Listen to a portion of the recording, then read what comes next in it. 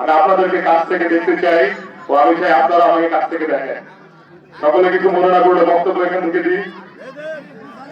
আচ্ছা, উপস্থিত তো আমার আম্মা সৈয়দা আশিফা সুবিকাবিয়া, আব্বা জনাব হারুনুর রশিদ, দলপাতির সকল নেতা কর্মী, সকলে অনেক কষ্ট করে আপনারা উপস্থিত হয়েছেন।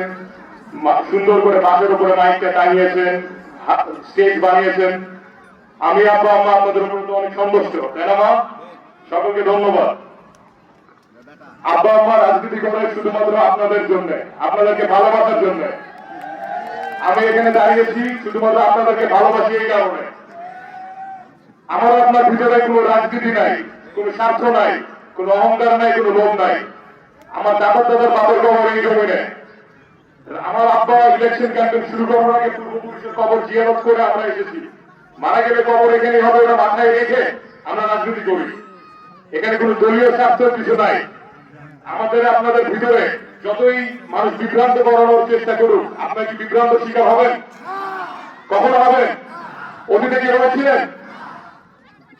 আল্লাহ সুবহানাহু